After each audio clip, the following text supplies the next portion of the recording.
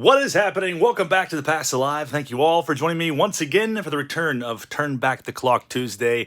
And tonight, we are heading the whole way back to 1995 and ripping open a hobby box of something I've wanted to open for a very long time, probably since I started a channel.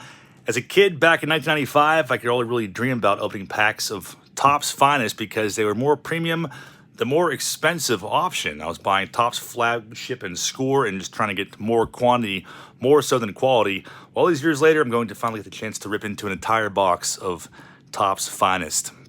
And I'm pretty excited about it too, because I was first introduced to these as a kid. I was probably around 11 years old when these came out.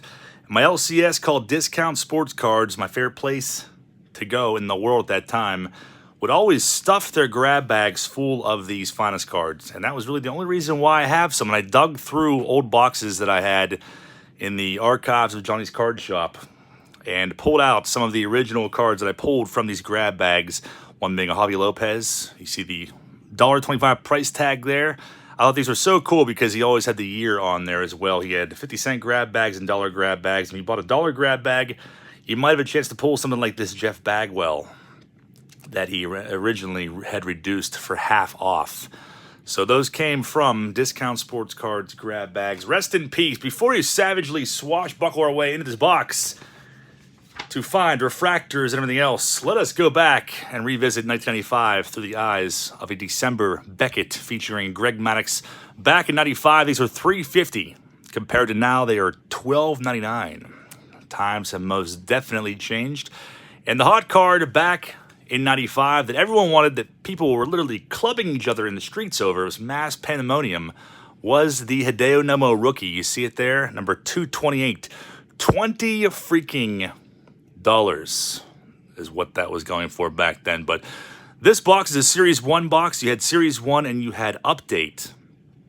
Update doesn't really have a whole lot to offer. It does have the Nomo, Chipper Jones and a few other players, but we are chasing after Griffey, Ripken, and all the big names.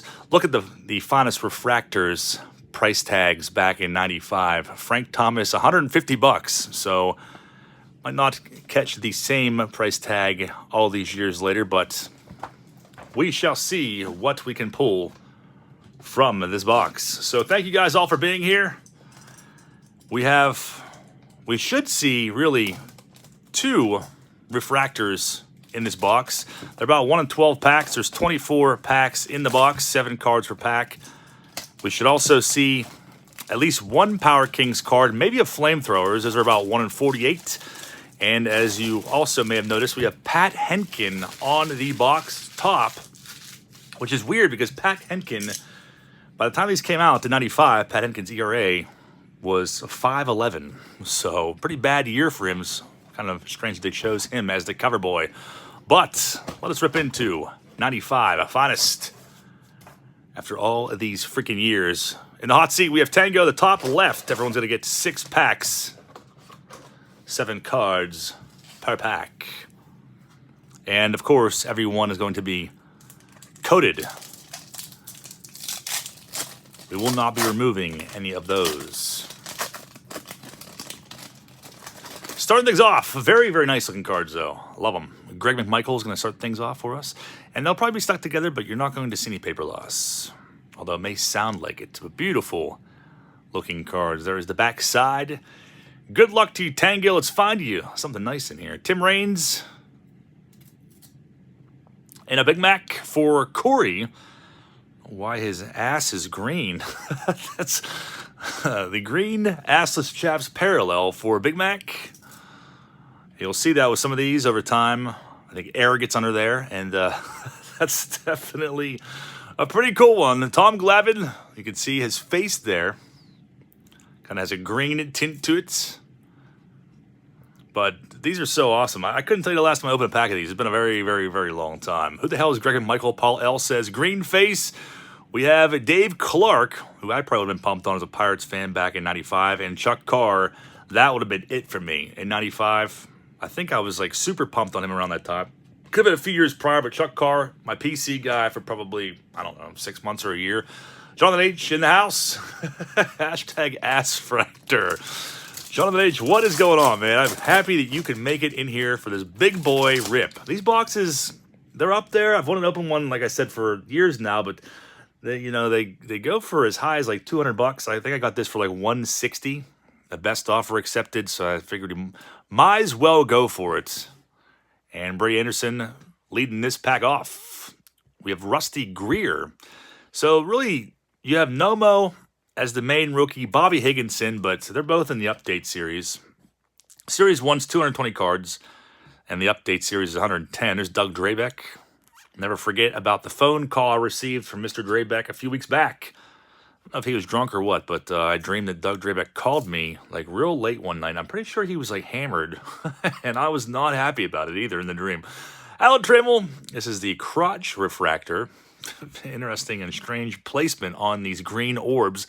We have Jeff Kent, some sort of weird and cancerous neck orb coming in hot on that one. Juan Guzman would have been stoked on that one as a kid back in 95 too, as I think probably a lot of collectors were.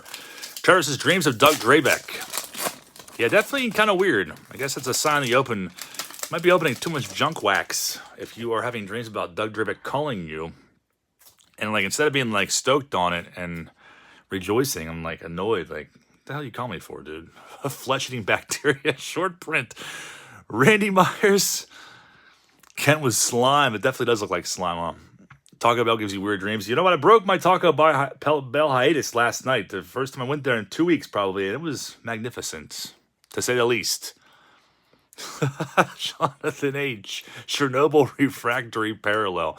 We have Conseco in this pack, and for some reason, Kevin Foster. I think the rookies of the era, they have this weird, like, fiery brimstone of hell in the background. I'm not really sure. You saw it on the Javi Lopez, and now on Kevin Foster.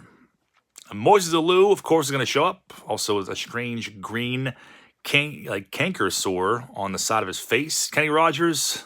That's so weird, the placement on these. John Roper. That's a name I've not said in a very, very long time. And Sandy Alomar Jr. to end that pack. We got 3 packs left in the top stack. I almost did not want to open this box, and I kind of wanted to keep it sealed in my sealed wax collection, but there are several boxes that I have had on my list of ripping at some point, and one of them is 94 SP. I saw a box offered earlier on Facebook on a certain vintage wax page, and I thought it was a really good price. I thought about it. Matt Williams, definitely some super crisp dudes in that pack. There's the Mark McGuire again. The ass fractor as Jonathan H. Kenny Rogers shot fractor. Guzman again. There's Mike Bordick. I feel like I haven't seen any Mike Bordick cards in a really long time, and I've opened a lot of cards from this era. Paulos is 95. The evil Rita Repulsa sent out very bad people to give massive canker sores to baseball players. Little known fact. Love the Power Rangers reference from Paul L., the director of records here at TPIA.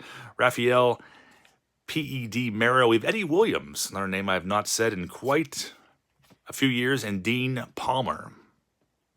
To end that pack. 2 left for Tango. Of course, there's 2 ass fractors in the same stack. Everyone's going nuts over those. There's Hector Carrasco. There's definitely a bunch of names in here that I probably have not said since the 90s, honestly. And I think Hector Carrasco is one of them. Tony Phillips. Tango says, I got the PED stack, baby. You definitely do. Joey Hamilton.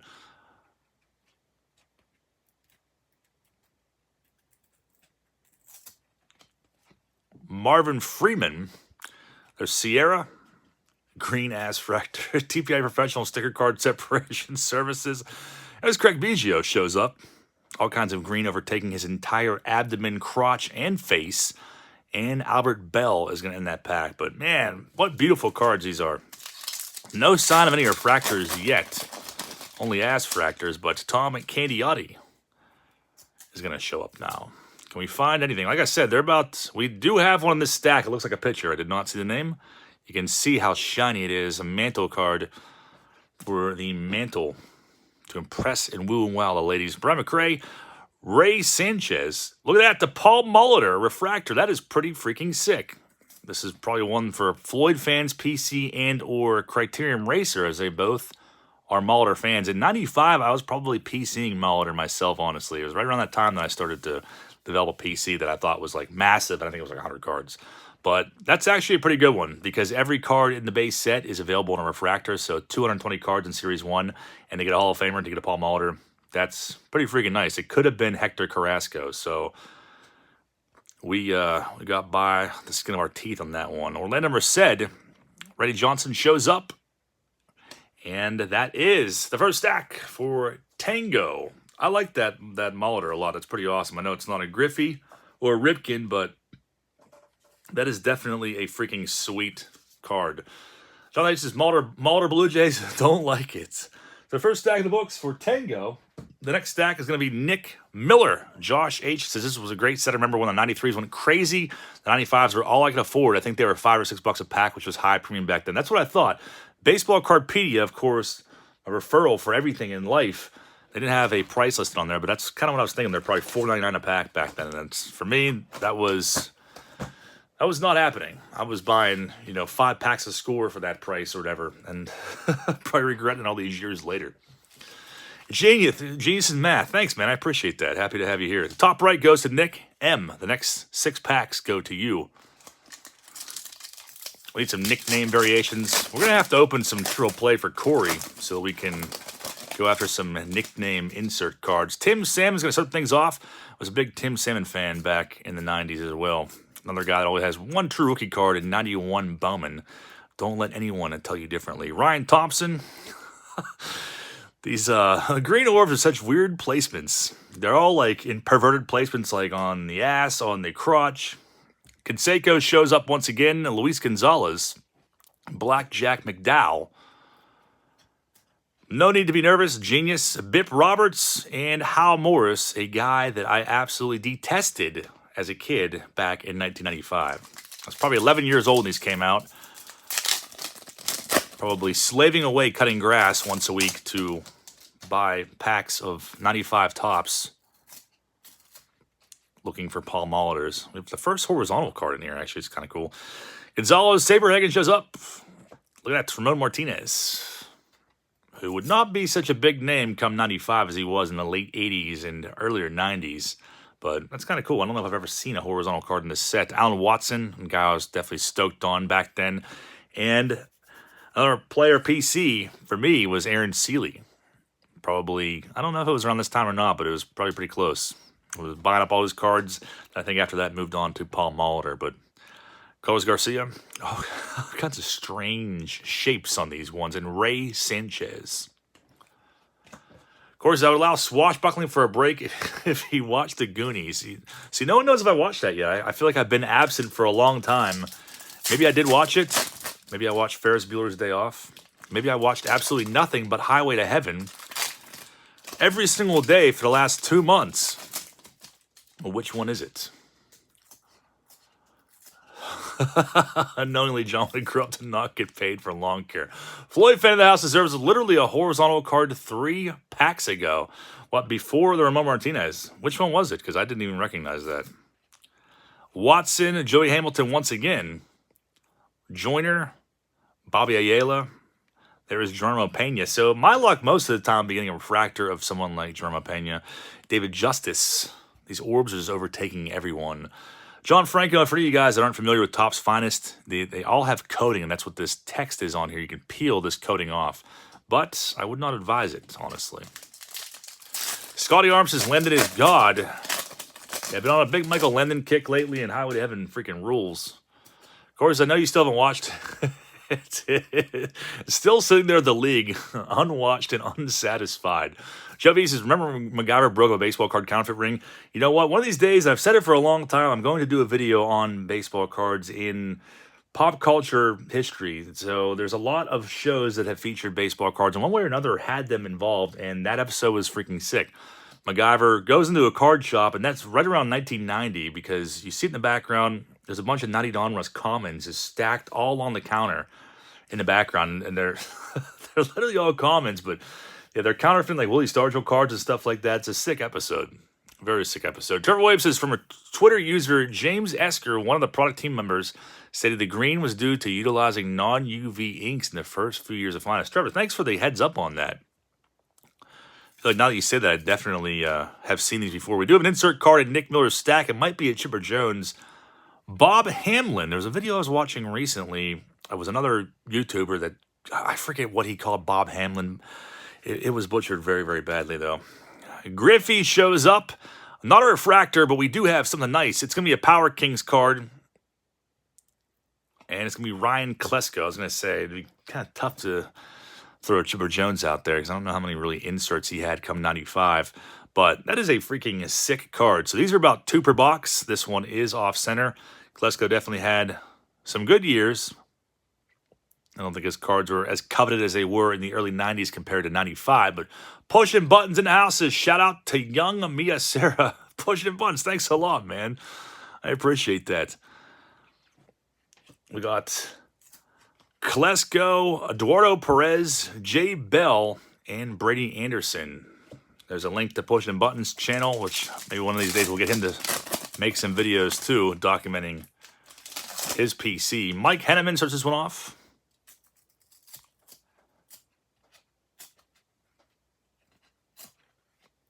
Mike Henneman. Name I've not said in a while either. Steve Finley, Juan Gonzalez. 2 Mike Hennemans, 1 pack puts him on the Owen watch list. It's been a while since we've got to do that, so that's exciting. Larry Walker shows up along with Kevin Tapani. Paul L. demanding a Mike Walkden sighting, and there is Cal Ripken with all kinds of orbs overtaking his entire being. 1 more pack for Nick Miller. Of course, Walkden is here with us, floating in the eternal snow globe. It says, shout out to Mia Sarah in Time Cop. It's been a while since I watched Time Cop. I remember being real stoked in that movie as a kid. Last pack for Nick. Sosa shows up. Devon White. Pedro Martinez. Rob Ventura. Todd Zeal. Paul L. is pumped on the Walkden sighting. And we ended off with Matt Williams. There's a link to Floyd Fans channel. Thank you for posting that, Corey. Nick Miller in the books. Top right. We go down to the bottom left. So 1 fractor found. 1 of the inserts of Power Kings. We may see if flamethrowers are 1 in 2 boxes on average. The bottom left. James Mass is the last box break I did it was 1988 Fleer, and the very first pack I opened was the Eddie Martinez rookie card. That's pretty sick, man. I feel like those are typically only like 1 per box in all the 88 Fleer that I've opened. So that's one of the best rookies in the set between that and Glavin, I would say. Good luck to you, John A. The next 6 are going to you. We have Rene Arocha.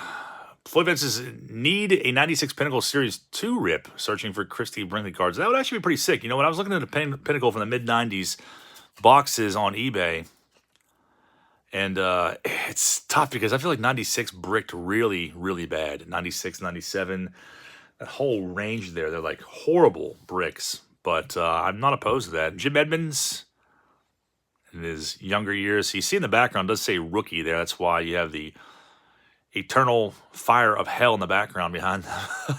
It's like we got Juan Gonzalez being a little sticky there. John Burkett's, Ben Mack, and there is that freaking Jeff Bagwell that I originally had pulled from Discount Sports Cards many, many freaking years ago.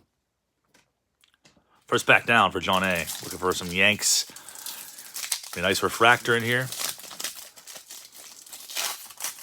Christie Brinkley collection was pretty awesome, though. Those were nice cards. This pack wrapper is tearing to shreds. Dave M., the 95 score you sent me are they are horribly bricked up. Still have those. Actually have a box. We have the next refractor in this stack for John. I have those in a box of packs that I just don't know if I'll ever be able to unbrick. That's going to be like for a foolproof method of unbricking cards someday. We got Denny Martinez, another horizontal card there. Very nice. There's the big cat, as Corey insists on calling him. Sheffield shows up. Lenny Dykstra. And Luis Gonzalez, our second refractor of the box. Not a bad one. Not an amazing one, but not a bad one. Luis Gonzalez definitely had a good career. So we'll take that one as well as the Molitor. And Bernie Williams is going to end that freaking pack with 4 more to go for John A. Yeah, Joe B says all Martinez cards are horizontal. Why is that? Just because of the last name? That's kind of weird because their last names are like the same amount of letters. 89 Fleer, glossy tin set, and Home Alone on Buzz shelf that falls. And you're definitely right on that one. I saw someone post that recently, but you have that. You have 90 Dawn Rust on Jerry's Fridge and Seinfeld. There are so many. Boy Meets World has them. There's actually an episode of Highway to Heaven I was watching recently where the kid's going through his cards also. But yeah, if you go back and you watch all these old shows, baseball cards were very popular in the 80s and 90s, obviously. They're mentioned a lot more than I feel like one would think. Here's Ken Kennedy, crotch refractor. Bagpipes, as Corey calls him, shows up once again. Jim Thome, or as kids, we called him Jim Thome. Deion Sanders shows up for the first time. And Donnie Baseball. Nice pack, though. The Donnie Baseball and a Tim Salmon. Why couldn't that have been a Mattingly refractor when sick? 3 left. Bottom left stack. Tony shows up again. Collation of these, you can definitely tell it's 90s. Seeing a lot of repeats. It's not horrible, but you can still tell that has that 90s collation. Mikey G is pumped on the Donnie Baseball. Josh Duncan says, speaking of baseball cards on shows and whatnot, have you watched Good News yet? We talked about that a little bit ago. I kind of implied that I watched it, but I was just making conversation. I still have not watched it. Mike Stanley. And now David Need shows up. So Joe B, the theory is shattered on the Martinez horizontal cards. David Need is horizontal as well. Very interesting. But David Need, big prospect in the 90s. Didn't really live up, I don't think, to his potential. Luis Gonzalez ends that pack. What is with Jeff Bagwell's in the stack? It's like a third one in a handful of packs. What is going on with this? I'm not complaining, though.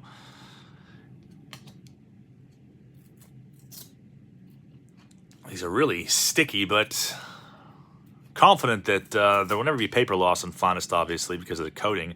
Berto Hernandez, Sweet Lou Whitaker. There's Mark Whitten. This one is off-center, like probably worse than any other one I've seen in this box so far. And Mark Grace shows up. Another YouTuber I was watching recently was kind of taking shots at Mark Grace. Like, yeah, Mark Grace is okay, I guess. Then people were tearing apart in the comments. Like, Mark Grace is actually pretty awesome.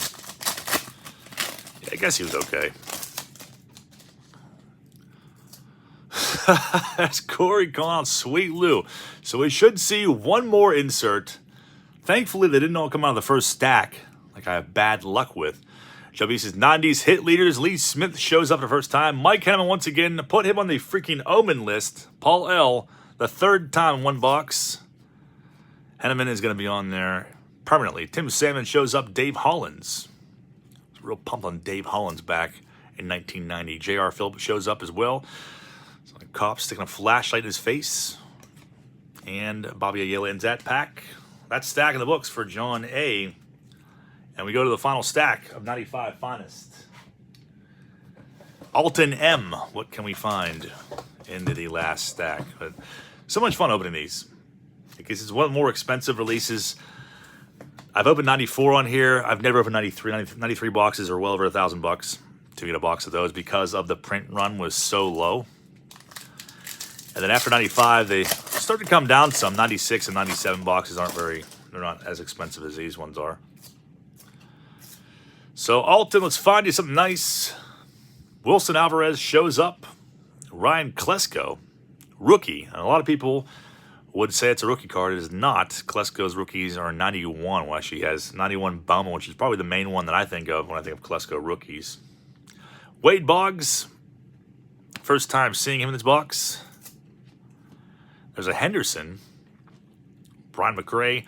Tim Wallach shows up now. And Roberto freaking Alomar. James's rookie police. I get so upset about that when people... There's a guy named Bronson that tagged me in something on Facebook today. It was a guy selling... I think it was like an 88 Topps like jumbo pack. Or cello. And he had a Greg Maddux on top. And he was saying Greg Maddux rookie card. And that's not a Greg Maddux rookie. An 88 Topps.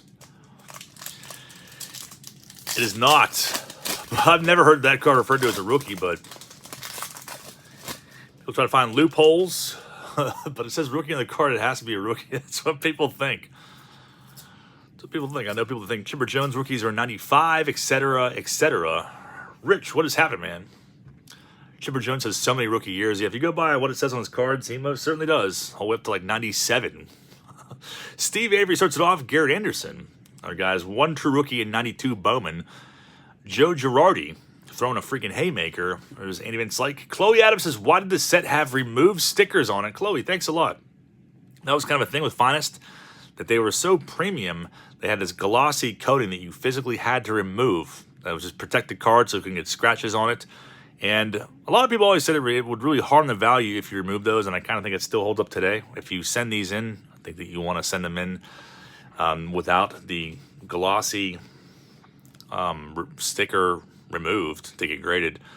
There's Jose Oliva, but that is why, though, these would scratch really easily. They get fingerprints on them very easily, so this eliminates that from happening because, like we said before, these were $5 a pack or around there back then, so that was pretty much more so than everything else in the market at the time. Tom Pagnozzi and Mike Greenwell. Mike Greenwell had some great stats. Really a solid career as well. Strip tease. What year is A-Rod rookie? A-Rod rookies are all in 94 sets. Yeah, I guess it's kind of, I don't know. I always wanted that too. I know people that have sent cards and they get graded with the sticker on, without the sticker on, I guess. I mean, you can do either one. I just feel like it probably betters your chances to send it in with the sticker on, just because it's not going to have fingerprints on it and whatnot, or scratches. Henderson, Jeff Montgomery now shows up. Kind of defeats the purpose of having a good card with all that stupid protective print on it. I understand what you're saying entirely. I completely get it. I think when I was a kid, I used to peel them off regardless. Deion Sanders, Mike Greenwell shows up again. Otis Nixon. 1990 Topps, Kurt Schilling, first Topps card, and not a rookie.